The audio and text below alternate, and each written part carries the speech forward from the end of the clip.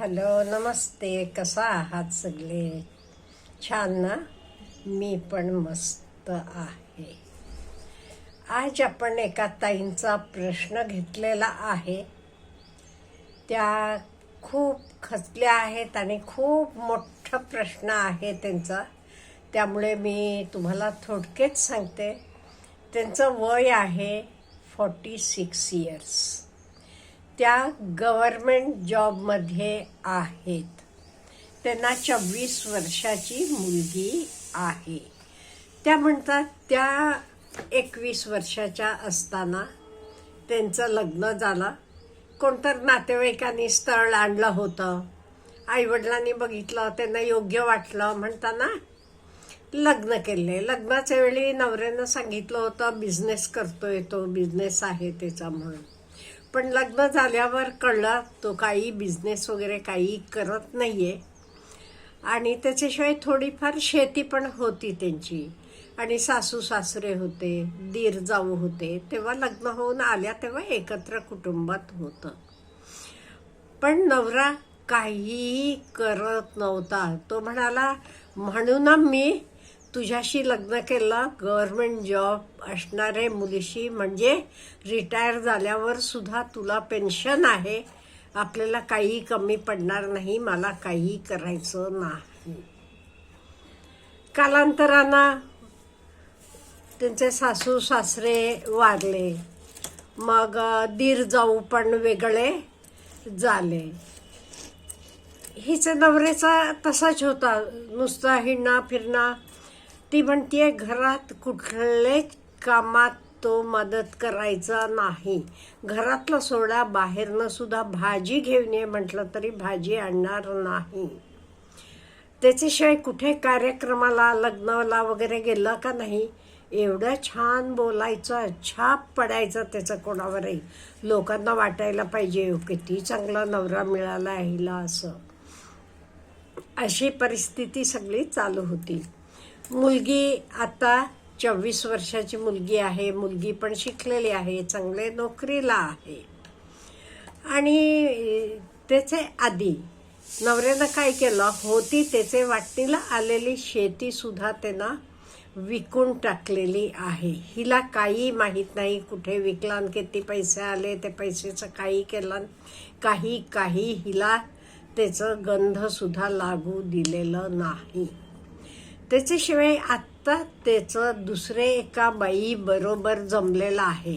म्हणून तो हिला सारखं तगादा लावतो, तुझ्यावर मी विच्छेदनाची केस घालतो आणि आयुष्यभर तुझ्याकडनं पैसे घेऊन मी चैनीत राहतो बघ म्हणून.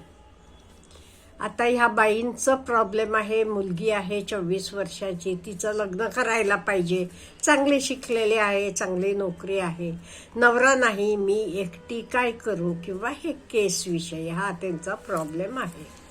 पहिला लग्नाविषयी.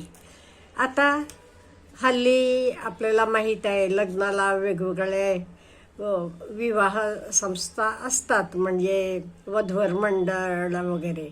तिथे नाव नोंदवा तुम्ही, चांगलं स्थळ बघा, नीट बघा आधी व्यवस्थित, सगळ्या चौकशा करा, मुलगा मुलीला एकमेकांना पटते का बघा.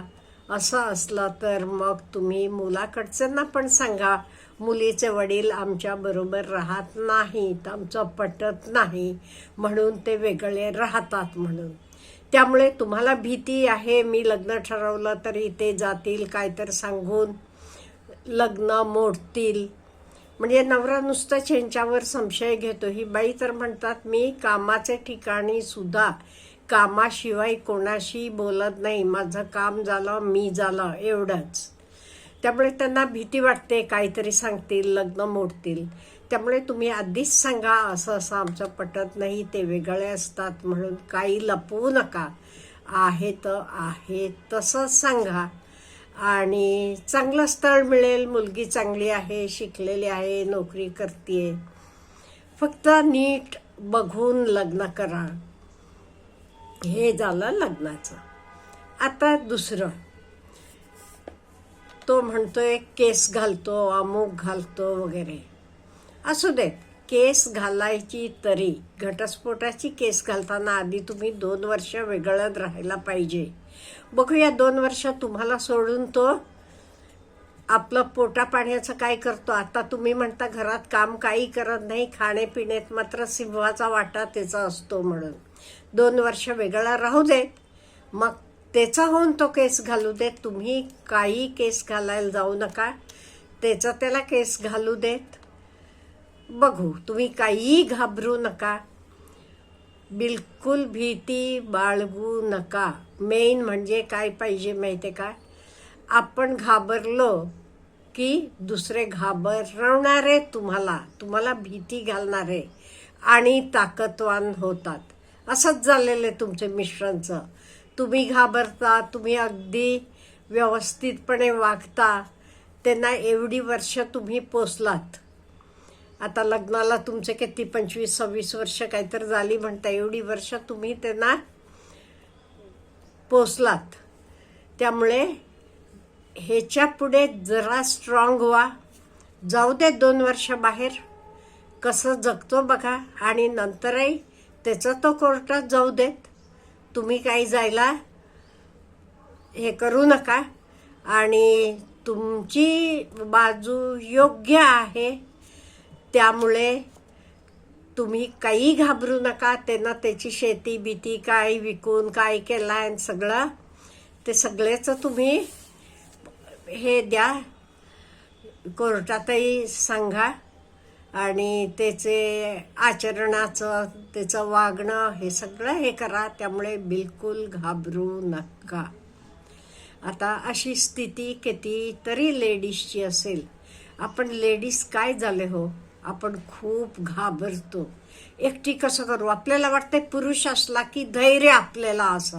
असं काही नसते. पुरुष आणि स्त्री काही असं फरक नसतो. हे आपण त्यांना जास्त मान दिलाय आणि आपण ते स्ट्रॉंग आहेत असं विचार केलेला आहे. त्यामुळे आपल्यालाही त्यांचे एवढंच आपल्याकडे धैर्य आहे, कॉन्फिडन्स आहे. फक्त एकच करायचं, आपण सरळ मार्गानं जायचं. आपण कोणालाही त्रास द्यायचा नाही, आपणही त्रास करून घ्यायचा नाही. आणि हे त्या बाई बघा, मुलीला शिकवले, व्यवस्थित मोठं केले, कौतुक करायला पाहिजे. आपण एकटीनं उभं राहून घर संसार सगळं सांभाळून मुलीला मोठं करून सगळं केलंय, कौतुक करण्यासारखं. तुमच्यात केवढी ताकद आहे बघा ना तुम्ही. त्यामुळे बिलकुल घाबरू नका. तुम्ही नवरा आला नाही, मी एकटी कसं लग्न करू, ह्याचं सुद्धा बिलकुल तुम्ही काळजी करू नका. फक्त मात्र लग्न ठरवताना तिचे सासरचे ना आधी आहे तसं सांगा, ओपनली सांगा. तिचे बाबा आमच्याबरोबर राहत नाहीत, आम्ही वेगळं असतो, हे सगळं क्लिअर कट सांगा.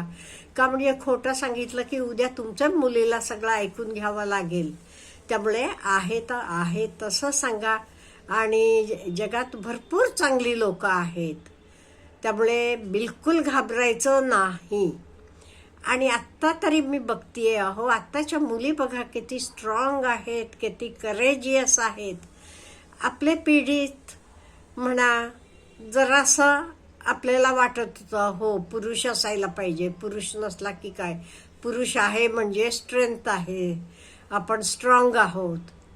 असं काहीही नाहीये. पुरुष काय बाई काय, पण योग्य प्रकारे प्रत्येकानं जायला पाहिजे. काही योग्य आहे तर कायम योग्य आहे, राईट इज ऑलवेज राईट. आणि चूक आहे ती कायम चूक आहे, एवढं आपण लक्षात ठेवायला पाहिजे. आणि मनानं कॉन्फिडेंट राहावा, स्ट्रॉंग राहावा. अजून तुमची बरीच वर्ष सर्व्हिस आहे. तुम्ही म्हणता 46 इयर्स ओल्ड, म्हणजे अजूनही बघा 58 किंवा 60पर्यंत, म्हणजे भरपूर वर्ष आहेत. मुलीचं लग्न करा, तिचंही सगळं होते. मुलीचं लग्न झाल्यावर जावई मुलाचे रूपानं तुम्हाला एक मुलगा मिळतो. तुमची बाजू आणि स्ट्रॉंग होतीये. त्यामुळे काही घाबरू नका. नवरा तुम्हाला काही भीती घालतो का, तुम्ही घाबरता म्हणून.